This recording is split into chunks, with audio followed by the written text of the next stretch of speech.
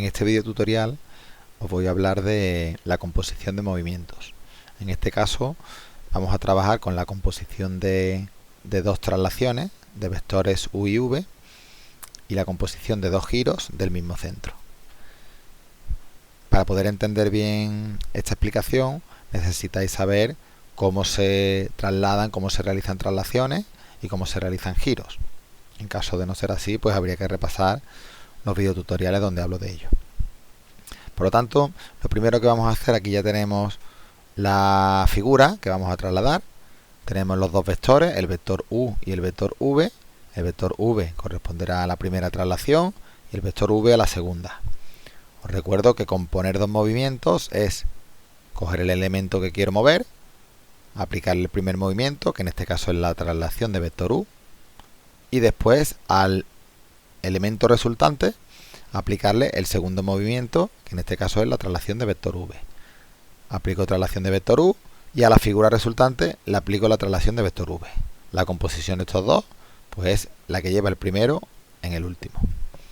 ¿De acuerdo? Nos dice la teoría que la composición de dos traslaciones de vectores u y v es igual a una traslación de vector la suma de estos dos. Pues lo vamos a comprobar que realmente es cierto. Lo primero que vamos a hacer es la figura f trasladarla según el vector u. Para ello utilizo la aplicación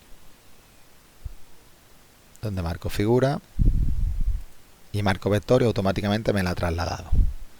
¿De acuerdo? Esto se supone que ya se sabe hacer, pero bueno, no es difícil. Lo único que hay que coger es el vector libre, colocarlo en cada punto y ese punto me lo llevará al extremo del vector.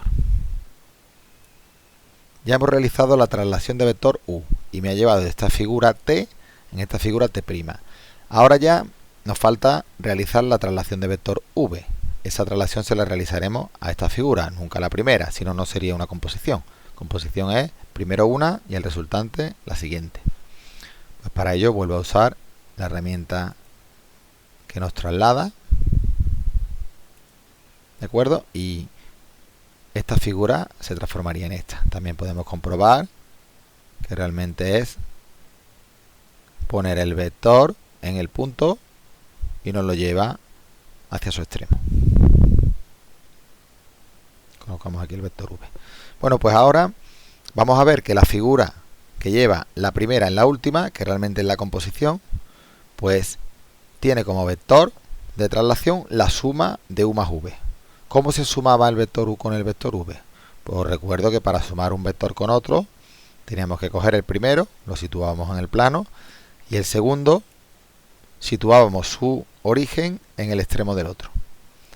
El origen del segundo vector en el extremo del primero.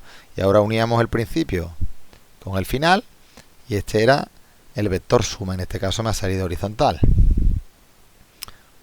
Lo vamos a poner, lo voy a definir como W.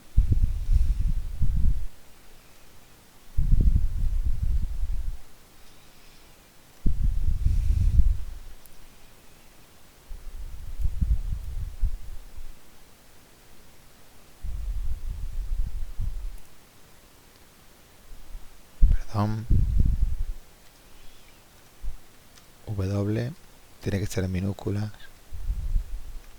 Ahora cogemos este vector y lo ponemos aquí. Este sería el vector suma. Yo le he llamado W. ¿De acuerdo? Aquí estaría el nombre. Pues ahora vamos a comprobar que realmente, moviendo este vector, si lo situamos en B, obtendré B' segunda. Si lo situamos en C, obtenemos C' segunda. Y si lo situamos en A, obtendremos A' segunda. Pues lo cogemos y lo movemos. ¿Veis? Por lo tanto, se verifica, como acabamos de comprobar, que realmente la composición de dos traslaciones de vectores u y v equivale a una traslación de vector la suma. Esto sería también, se verificaría también si en lugar de dos vectores lo hacemos con 3 o con 4, con el número que queramos de vectores. Lo sumaríamos todo y equivaldría a la composición. Ahora vamos a trabajar con los giros. ¿De acuerdo? Tenemos aquí una figura para girar, tenemos un centro y vamos a comprobar lo que nos dice la teoría, que es que la composición de dos giros del mismo centro, importante, equivale a otro giro donde el centro es el mismo y el ángulo es la suma de los dos ángulos que tenían cada uno de los giros que he compuesto. Es decir, si hago un giro de 50 grados y luego un giro de 80, pues la composición es un giro de 50 más 80. Es algo bastante intuitivo, pero bueno, lo vamos a hacer con un ejemplo práctico. Para ello, vamos a girar la figura.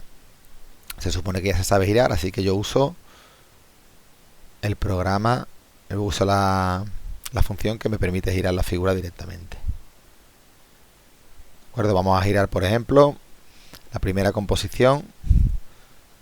Vamos a suponer que el primer giro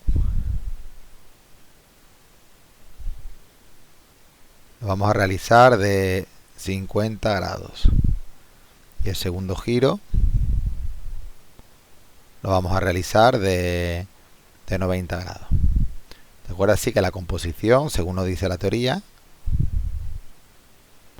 debe ser un giro que tenga el mismo centro, que será el O, y que tenga como ángulo la suma de los dos, 90 más 50. Que en este caso sería 140 grados. Pues tenemos que comprobar que realmente eso se va a verificar. Así que vamos a empezar girando. Selecciono la figura, selecciono el punto y le pongo el ángulo. Vamos a elegir el sentido horario y aquí pues tendría que poner 50 grados, que es el primer giro que voy a realizar.